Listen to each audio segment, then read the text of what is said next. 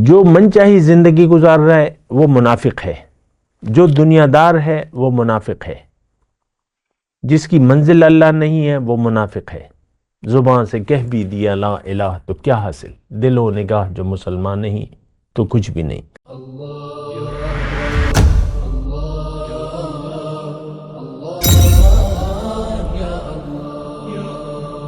اعوذ باللہ من الشیطان الرجیم، بسم اللہ الرحمن الرحیم۔ اللہم صلی علی سیدنا محمد معدن الجود والکرم وآلہ وسلم۔ سامعین و ناظرین کرام، السلام علیکم ورحمۃ اللہ وبرکاتہ۔ سامعین کرام، راہ نجات کے سلسلے مضامین میں آج ہمارا موضوع اصلاح احوال، مگر کیسے؟ دیکھیں، اس سے پہلے کہ میں اصلاح احوال پر بات کروں، یعنی حالات کی اصلاح کیسے ہوگی، میرا موضوع اصل میں آج یہی ہے کہ ہم ناکامی سے کیسے بچیں اور کامیابی کے لیے شرائط کیا ہے، یہ آج میرا موضوع ہے۔ لیکن اس سے پہلے میں تھوڑی سی وہ باتیں جس کی وجہ سے انسان دنیا کی زندگی میں کے امتحان میں ناکام ہو جاتا ہے اور پھر وہ جہنم رسید ہو جاتا ہے، یعنی جہنم کا مستحق ہو جاتا ہے۔ یہ کون لوگ ہیں؟ منافق دراصل مسلمانوں میں ہوتے ہیں، کافروں میں منافق نہیں ہوتے۔ ایک بات یہ نوٹ کر لیں، آج ہم اپنے اوپر دیکھیں، ہم بے خوف ہو کر زندگی گزار رہے ہیں۔ نفاق ایک ایسا جرم ہے جس کے نتیجے میں منافق کو جہنم رسید کیا جائے گا اور وہ اس میں ہمیشہ رہے گا۔ ایک بات یہ نوٹ کر لیں۔ تو بہرحال میں صرف ایک بات ابھی کہنا چاہتا ہوں، وہی ہے حضور صلی اللہ علیہ وسلم نے فرمایا کہ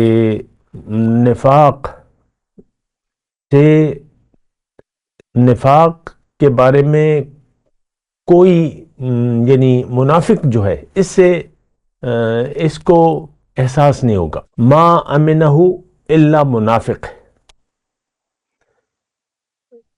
جو منافق ہے اس سے امن میں رہے گا اور یہ سمجھے گا کہ میں منافق نہیں ہوں۔ اور پھر حضور صلی اللہ علیہ وسلم نے فرمایا کہ اس سے خوف رکھے گا مگر مومن، یعنی صرف مومن کو منافق ہونے کا ڈر ہوگا۔ یہ آقا کا فرمان ہے۔ اچھا، ایک دو واقعات میں آپ کو بتاؤں جو نہایت توجہ طلب ہے، اور یہ دور رسالت کے واقعات ہیں۔ ایک تو مشہور واقعہ ہے، حنظلہ صحابی تھے حضور صلی اللہ علیہ وسلم کے رضی اللہ تعالیٰ عنہ۔ ایک دن انہوں نے سوچا کہ خیر میں اختصار سے کام لیتا ہوں، اپنے بارے میں انہوں نے یہ اندازہ لگایا کہ میں منافق ہو گیا، میں منافق ہوں۔ تو اب ظاہر ہے کہ حضور صلی اللہ علیہ وسلم کے سب سے قریب تو حضرت ابوبکر صدیق تھے، تو بجائے اس کے کہ وہ حضور کے پاس جاتے تو آداب رسالت کا خوف تھا یا لحاظ تھا، وہ دوڑے دوڑے وہاں نہیں گئے، حضرت ابوبکر صدیق کے پاس گئے، تو اسی غرض سے کہ میں ان کو اطلاع دوں اپنے منافق ہونے کی۔ تو وہ گئے، جب وہ حضرت ابوبکر صدیق کے پاس، تو جب دیکھا حضرت ابوبکر صدیق کو تو یہ پکارنے لگے، نافقہ حنظلہ، نافقہ حنظلہ، کہ حنظلہ تو منافق ہو گیا، حنظلہ منافق ہو گیا۔ یہ دیکھیں، میں آپ سے مخاطب ہوں، میں نے آقا کی بات آپ کو سنائی ہے کہ منافق شخص کو یہ خوف نہیں ہوگا، اپنے منافق ہونے کا احساس بھی نہیں ہوگا، اور جو مومن ہے وہ اس کے بارے میں بڑا محتاط ہوگا اور بڑا خیال ہوگا اسے۔ تو حضرت ابوبکر صدیق نے پوچھا کہ ہے حنظلہ کیا ہے، کیوں کہہ رہے ہو یہ کہ حنظلہ منافق ہو گیا، کیا بات ہے؟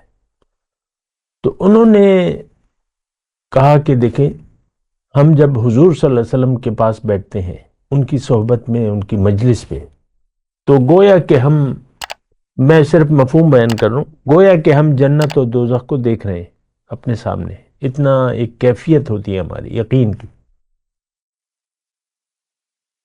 لیکن جب مجلس سے اٹھتے ہیں اپنے بال بچوں کے پاس جاتے ہیں تو وہ کیفیت نہیں ہوتی ہماری. تو یہ تو مطلب کیفیت بدل گئی ہماری. تو اس سے میں یہ کہہ رہا ہوں کہ میں منافق ہو گیا. یعنی کیفیت کا بدل جانا، اندرونی کیفیت کا بدل جانا، یہ انہوں نے اندازہ لگایا تھا. اس بنا اپنے اوپر فتویٰ لگایا کہ میں منافق ہو گیا، میری کیفیت وہ رہتی نہیں ہے. تو خیر حضرت ابوبکر صدیق بھی دانا تھے، اور انہوں نے کہا کہ اے حنظلہ یہ کیفیت تو میری بھی ہے، چلو چلیں حضور صلی اللہ علیہ وسلم کے پاس. تو دونوں گئے دربار رسالت میں. تو ابھی یعنی اب ظاہر ہے کہ مسجد نبی اس دور میں تو مطلب محدود سی تھی، مطلب اتنی بڑی نہیں تھی. تو جہاں جوتے اتارتے ہیں وہاں سے حضرت حضور صلی اللہ علیہ وسلم بیٹھے ہوئے تھے مسجد نبی میں، وہاں سے اس نے پکارنا شروع کر دیا حضرت حنظلہ نے، نافقہ حنظلہ یا رسول، نافقہ حنظلہ، اے اللہ کے رسول حنظلہ تو منافق ہو گیا، حنظلہ تو منافق ہو گیا. تو خیر حضور صلی اللہ علیہ وسلم کو تو ان کی بابت علم تھا کہ یہ منافق نہیں ہے، لیکن یہ ہے کہ خیر جب مجلس میں گئے تو پھر حضرت حضور صلی اللہ علیہ وسلم پوچھا کہ تم کیا کہہ رہے ہو، کیوں کہہ رہے ہو؟ تو انہوں نے وہی کیفیت بیان کی جو حضرت ابو کہ ہم حضور میں آپ کی مجلس میں ہوتا ہوں گویا کہ میں جنت کو دیکھ رہا ہوتا ہوں، جنت و دوزخ کو، اتنا یقین کی کیفیت ہوتی. اور بالکل مطلب میں کوئی اور ہی کیفیت ہوتی ہے آپ کی مجلس میں. ظاہر ہے حضور کی مجلس تھی، لیکن ہم جب اپنے دنیاوی بچوں کے پاس جاتے ہیں یا اس طرح نا اپنے معاملات میں، تو ہماری وہ کیفیت نہیں رہتی. تو آقا نے جواب دیا کہ اے حنظلہ ساعتن فساعتن، یہ کیفیت ہمیشہ نہیں رہ سکتی، یہ کبھی کبھی ہوتی ہے. اور پھر حضور نے فرمایا کہ دیکھو اگر یہ کیفیت تمہاری دوام ہوتی تو فرشتے آتے تمہارے ہاتھ چومتے. اس طرح مفہوم ہے حدیث کا، ساعتن فساعتن، کبھی کبھی ہوتی ہے، اس میں نفاق کا کوئی دخل نہیں ہے، اور یہ بالکل مطلب نارمل بات ہے. تو اب میں صرف یہ بات کہہ رہا ہوں کہ دیکھیں حنظلہ ایک مخلص مومن تھے، صحابی تھے، ان کو ڈر تھا یہ. اچھا اس سے زیادہ جو ہے، یعنی اس سے زیادہ تو میں نہیں کہہ رہا، لیکن یہ ہے کہ ایک اور واقعہ، حضور صلی اللہ علیہ وسلم نے اپنی زندگی میں ایک صحابی کو منافقین کے نام بتائے تھے. کچھ منافقوں کو تو حضور صلی اللہ علیہ وسلم نے اپنی زندگی میں مسجد میں بیٹھے ہوئے تھے ایک ایک کا نام لیا کہ یہ تم نکل جاؤ، تم منافق ہو. اور کچھ کے بارے میں حضور صلی اللہ علیہ وسلم کو علم تھا، لیکن انہوں نے اظہار نہیں کیا، پردہ رکھا تھا. لیکن ایک صحابی کو انہوں نے بتایا کہ یہ جو لوگ ہیں یہ منافق ہیں. وہ رازدار تھے حضور صلی اللہ علیہ وسلم، راز تھا، وہ تو بتایا نہیں جا سکتا تھا. بہرحال تو حضرت عمر کا دور خلافت جب آیا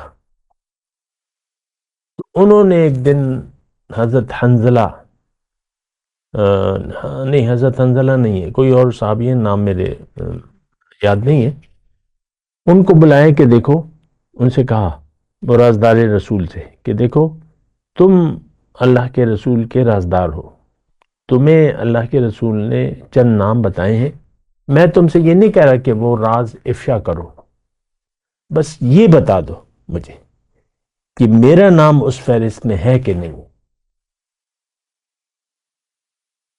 حضرت عمر، ان کے درجات جس کے بارے میں حضور فرماتے ہیں کہ عمر کی نیکی آسمان کے تاروں سے زیادہ ہے، جس کے بارے میں آقا نے فرمایا کہ اس عمر جس راستے پر چلتا ہے اس راستے سے شیطان بھاگ جاتا ہے. تو بس میں یہی بات کہہ رہا ہوں. اچھا میں اب یہ کہنا چاہتا ہوں کہ دیکھیں آج دیکھیں ہمیں تو اپنے بارے میں کسی چیز کا یعنی نہ احساس ہے نہ ہم غور کرتے ہیں. یہ تمام اصطلاحات جو ہیں، کافر، مشرک، منافق، اور باغی، ظالم، جو بھی اصطلاحات اللہ تعالیٰ نے استعمال کی ہیں، یا مومن، ہم ہم ان کیفیات کو یا اس کی صفات کو نہ جانتے ہیں نہ جاننا چاہتے ہیں۔ دیکھیں، میں آپ سے مخاطب ہوں، کبھی آپ نے سوچا اپنے بارے میں کہ میں ایسا نہیں کہ میں منافق ہوں؟ دیکھیں، ہماری تو بہت ہی بری کیفیت ہے۔ ایک تو یہ ہے کہ ہمارا دعوی ایمان باطل ہے، کھلی بات ہے۔ جو دعویٰ ہم کرتے ہیں اس دعوے کو سمجھتے بھی نہیں ہیں، کلمہ طیبہ کے مطلب کو بھی ہم نہیں جانتے، حقیقی مطلب کو نہیں جانتے، نہ جاننا چاہتے ہیں۔ ایک بات۔ دوسری بات یہ ہے کہ ہمیں دین اسلام یا قرآن یا اللہ کے رسول کی جو اسوہ ہے، ہمارے لیے اس کی کوئی اہمیت نہیں ہے ہماری زندگی میں۔ اب ہم دیکھیں ایک بات، ہم من چاہی زندگی گزار رہے ہیں، واتبع ہوا، خواہشات نفس کی پیروی کر رہے ہیں۔ ہمارا معبود اللہ نہیں ہے، ہمارا معبود خواہشات نفس ہے، من چاہی زندگی گزار رہے ہیں۔ اور دوسری بات یہ ہے کہ ہم نے دنیا کو متاع زندگی بنا لیا ہے۔ ہمارا جینا مرنا دنیا کے لیے ہے، ہمارا جینا مرنا ہونا چاہیے تھا، مومن کا جینا مرنا اللہ کے لیے ہوتا ہے، مومن کا رخ اللہ کی طرف ہوتا ہے۔ انی وجہت وجہی للذی فطر السماوات والارض حنیفا وما انا من المشرکین۔ مومن کا مدعا زندگی آخرت، اللہ ترجیح، مقصود اور آخرت ترجیح ہوتی ہے، یہ بات میں تو مومن ہماری تو دیکھیں، میں صرف ایک بات کہہ رہا ہوں، ہمیں ان تمام باتوں کا نہ علم ہے نہ علم حاصل کرنا چاہتے ہیں۔ یہ تو میں اللہ تعالیٰ کی عطا سے بتا رہا ہوں، اللہ تعالیٰ نے قرآن میں تو واضح طور پہ بتا دیا ہے۔ بہرحال میں مضمون کو سمیٹ رہا ہوں، اور یہ میں کہہ رہا ہوں کہ منافق جو ہے، منافق اللہ کی عطا سے میں آپ کو، جس کا رخ دنیا کی طرف ہو گیا وہ مخلص نہیں ہے، جو من چاہی زندگی گزار رہا ہے وہ منافق ہے، جو دنیا دار ہے وہ منافق ہے، جس کی منزل اللہ نہیں ہے وہ منافق ہے۔ زبان سے کہہ بھی دیا لا الہ تو کیا حاصل، دل و نگاہ جو مسلمان نہیں تو کچھ بھی نہیں۔ یہ بات تو خیر میں آپ کو کہہ چکا ہوں کہ ہمارے لیے یہ تمام باتیں بے سود ہیں، بے فائدہ ہیں، اور ایک تو یہ ہے کہ ان باتوں کو کوئی نہ سننے کے لیے تیار ہے۔ صدیاں ہو گئی، میں اپنی بات نہیں کر رہا، قرآن پر ہم نے غور و فکر چھوڑ دیا ہے۔ کبھی آپ نے سوچا اپنی زندگی میں کہ بھئی یہ دین اسلام ہے کیا، اس کی حقیقت کیا ہے، کیوں ہے، قرآن کیوں آیا ہے؟ ہم تو قرآن کی ہدایت کے برعکس زندگی گزار رہے ہیں، اور قرآن کی ہدایت ہمارے لیے اہمیت ہی نہیں رکھتی۔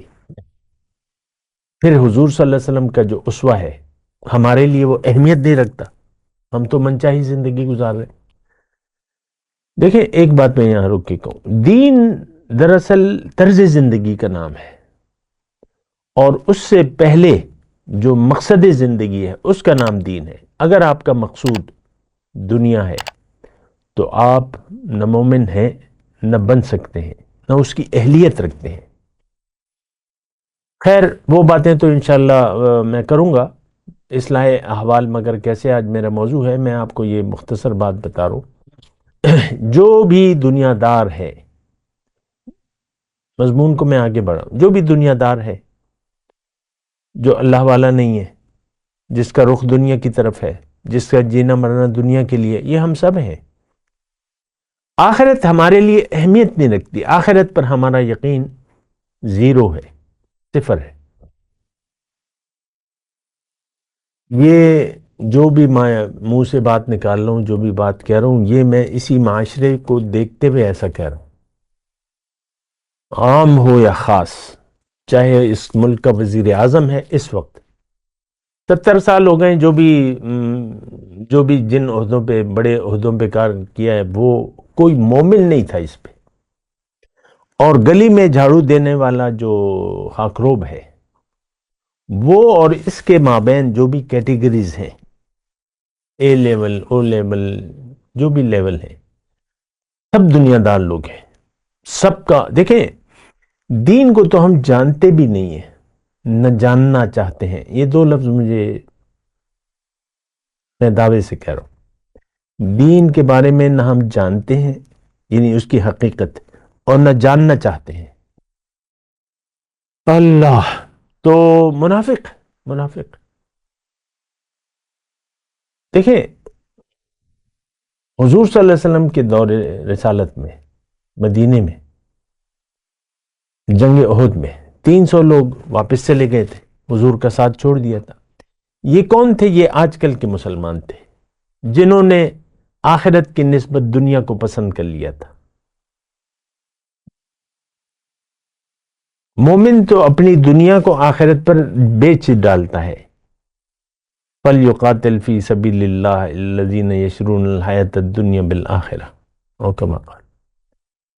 زندگی تو مومن کی ہوتی ہے کہ وہ اپنی زندگی کو آخرت کے بدلے بیچ دیتا ہے اور اللہ کے لیے اور اللہ کی مرضی سے زندگی گزارتا ہے. مختصر میں بات بتا رہا ہوں.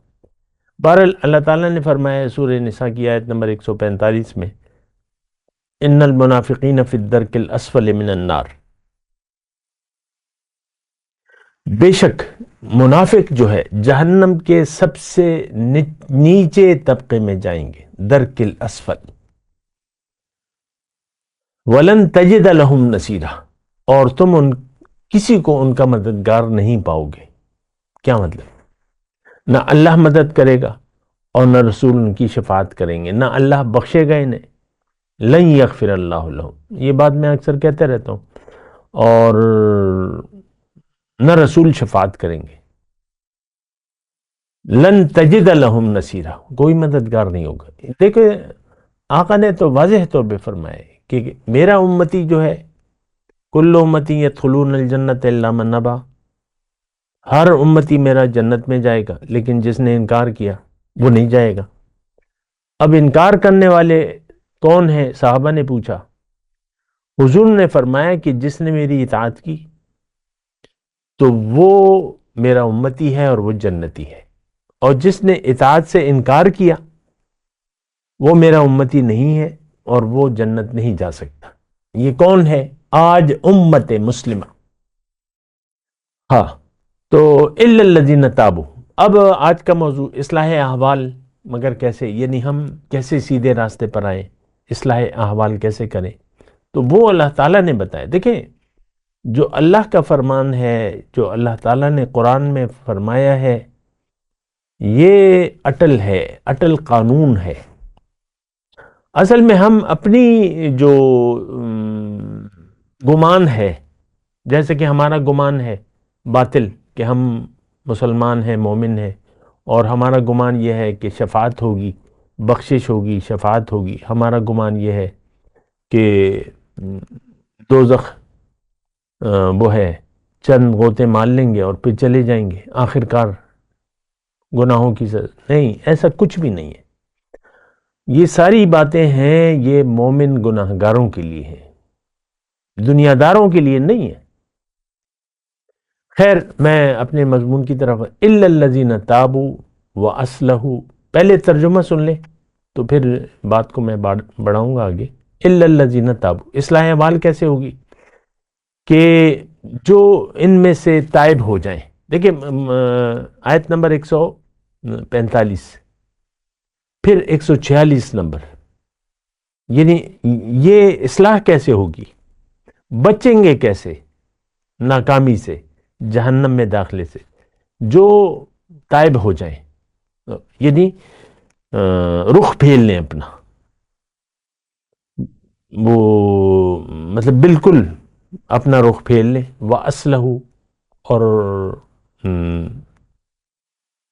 اپنی اصلاح کریں، اپنے طرز عمل کی اصلاح کریں، نیت کی اصلاح کریں. پہلے میں لفظی ترجمہ کہہ رہا ہوں. الا الذین تابوا واصلحوا واعتصموا باللہ، اور اللہ کا دامن تھام لیں. واخلصوا دینہم للہ، اور اپنے دین کو اللہ کے لیے خالص کر دیں. فاولئک مع المؤمنین، ایسے لوگ مومنوں کے ساتھ ہیں. وسوف یؤتی المؤمنین اجرا عظیما، اور مومنوں کو اللہ تعالیٰ ضرور عظیم اجر عطا فرمائے گا. ٹھیک ہے، یہ 146 نمبر آیت ہے. اب الا الذین تابوا، دیکھیں الا من تاب وآمن وعمل صالحا، مختلف طریقوں سے اللہ تعالیٰ نے یہ بات فرمائی ہے. پہلے تو رجوع الی اللہ ہے، ہم نے رجوع کر لیا ہے دنیا کی طرف، ہمیں اپنا رخ پھیرنا تھا اللہ کی طرف.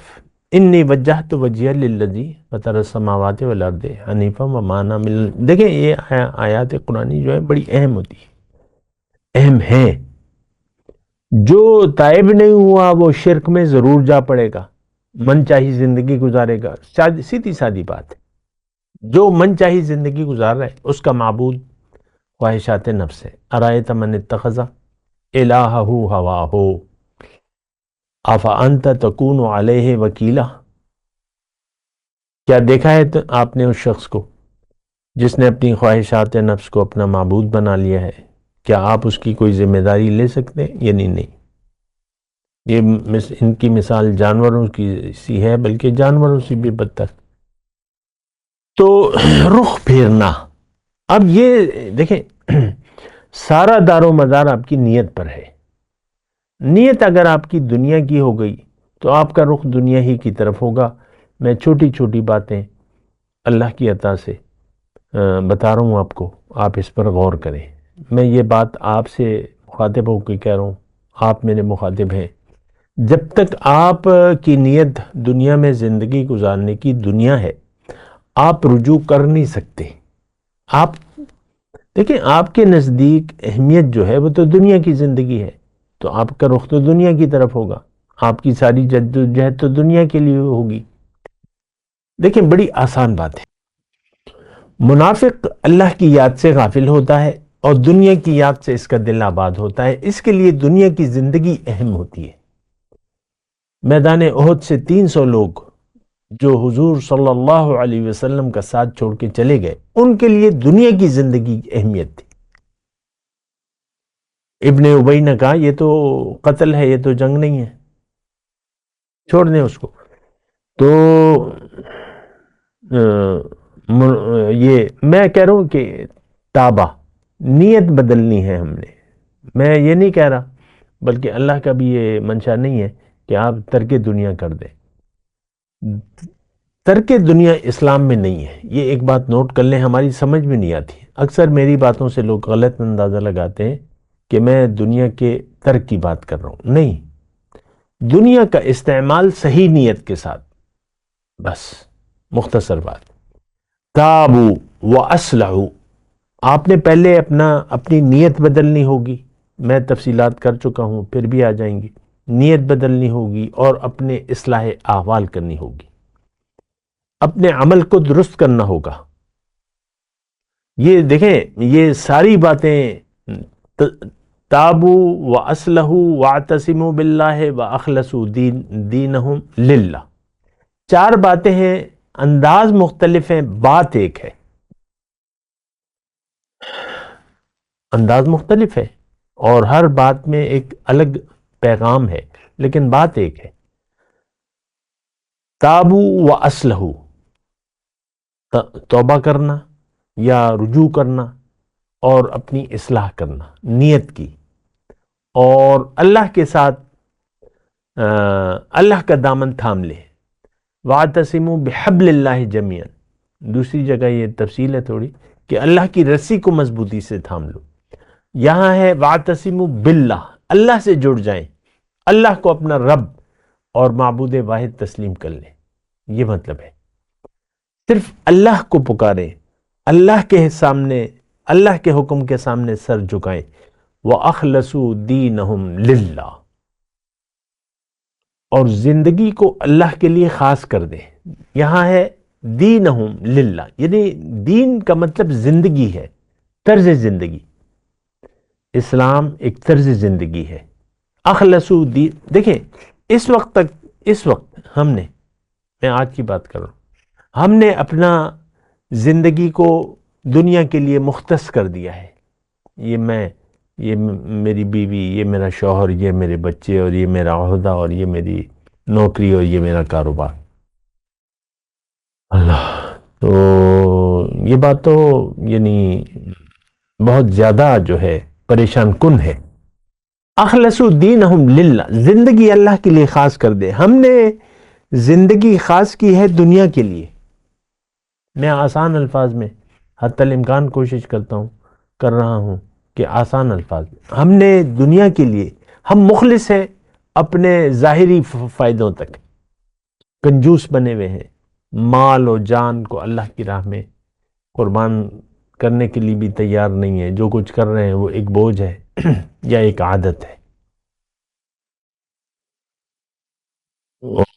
ان عادتوں میں نماز ہے، روزہ ہے، حج ہے، زکوٰۃ ہے. کوئی فائدہ نہیں ہے اس کا، اٹھک بیٹھک کا. دیکھیں پہلے تو تابوا واصلحوا واعتصموا باللہ واخلصوا دینہم للہ، سب سے آخر میں یہ بات اللہ تعالی نے فرمائی.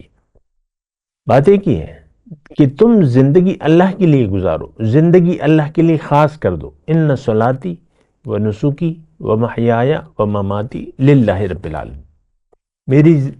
میری نماز، میری قربانی، میری زندگی، میری موت اللہ کے لیے ہے جو کہ رب العالمین ہے. اس وقت یہ سب چیزیں ہماری دنیا کے لیے ہیں اور ہم اپنے مفاد کے غلام ہیں. مفاد کے تحت میں اور میری مرضی اور میرا مفاد. فَأُولَئِكَ مَعَ الْمُؤْمِنِينَ، یہ لوگ مومن ہیں، مومنوں کے ساتھ ہیں. اللہ تعالیٰ ان کو یعنی مومن گنے گا. اب ان کو اللہ تعالیٰ مومنین میں سے گنے گا. فَأُولَئِكَ مَعَ الْمُؤْمِنِينَ. اور وَسَوْفَ يُؤْتِ اللَّهُ الْمُؤْمِنِينَ أَجْرًا عَظِيمًا، اور اللہ تعالیٰ جلد یقیناً اللہ تعالیٰ مومنوں کو بڑا عظیم الشان اجر دے گا جس کا ہم تصور نہیں کر سکتے. دیکھیں ہمیں تو آخرت پر یقین نہیں ہے، نہ عذاب آخرت پر یقین ہے، نہ ثواب آخرت پر یقین ہے، نہ اللہ کا اجر ہمارے لیے. اب دیکھیں اجر عظیم، اللہ اجر عظیم دے گا، لیکن ہماری تو نہ کوئی توقع ہے، نہ ہماری چاہت ہے، نہ ہماری کوئی ایکسائٹمنٹ ہے اس آیت کے بارے میں. بہت بڑا اجر.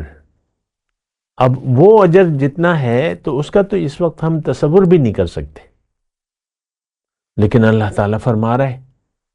تو اللہ سے سچی بات کسی کی ہو نہیں سکتی. بات اگر سچ ہے تو وہ اللہ کی ہے اور اللہ کے رسول کی ہے صلی اللہ علیہ وسلم. وَسَوْفَ يُؤْتِ اللَّهُ الْمُؤْمِنِينَ أَجْرًا عَظِيمًا. اور اللہ تعالیٰ یہ شخص جس نے یہ کام کیے، تابوا واصلحوا واعتصموا باللہ واخلصوا دینہم للہ. دیکھیں یہ تمام چیزیں ہمارے لیے، میں تو آپ کو کہہ رہا ہوں نا، آپ سن رہے ہیں نا، لیکن مجھے یقین ہے آپ کے لیے ان چیزوں کی کوئی اہمیت نہیں ہے. بات چیت آپ نے اول تو کوئی لوگ سنتے نہیں ہیں. میری بات تو قرآن کی ہوتی ہے، قرآن کو لوگ سننا نہیں چاہتے، توجہ سے، حضور قلب سے نہیں. ہمارے لیے تو دنیا، پیسہ، ڈالر، عزت، دولت، شہرت، یہ ہمارے لیے اہم ہے. ساری دنیا اسی کے گرد گھوم رہی ہے. مفاد دنیا، دنیا کا مفاد جس ہے، جو بھی ہے اور جہاں بھی ہے، وہ مفاد دنیا کی بات کر رہا ہے. لیکن نہیں، آخرت کا اجر بہت زیادہ بہتر ہے، بہت عظیم الشان اجر جس کا اس وقت ہم تصور بھی نہیں کر سکتے. میں آپ سے درخواست کرتا ہوں، اجر عظیم اللہ تعالیٰ کی طرف سے جو اجر عظیم مومنوں کے لیے اللہ تعالیٰ نے لکھا ہے، تو آپ کو چاہیے کہ آپ یہ 4 صفات کو قبول کریں، توبہ کر لیں، اصلاح کر لیں، اللہ سے جڑ جائیں، یعنی اللہ کے حکم کے تابع ہو جائیں، اللہ کی رسی جو قرآن ہے اس کو مضبوطی سے تھام لیں اور زندگی اللہ کے لیے گزاریں. دیکھیں شاید آپ یہ بات سمجھ جائیں یا سمجھ رہے ہوں گے کیونکہ میں آسان بات کر رہا ہوں. اس وقت ہم اپنے ظاہری مفاد کے ساتھ مخلص ہیں، ظاہری مفاد کے ساتھ مخلص ہے، تو اس میں تو بس پھر کام ختم ہو جاتا ہے. یعنی ہم نے خودکشی کر لی ہے. جو شاخ نازک بے آشیاں بنے گا ناپائیدار ہوگا. ہم نے تو نازک شاخ پہ اپنا گھر بنایا ہوا ہے. توقعات ایسا ہوگا، ایسا ہونا چاہیے، یہی توقعات دنیا کی. غور کریں. وآخر دعوانا الحمدللہ رب العالمین، والسلام علیکم ورحمۃ اللہ. مولایا صلی وسلم دائما ابدا على حبیبک خیر الخلق کلہم.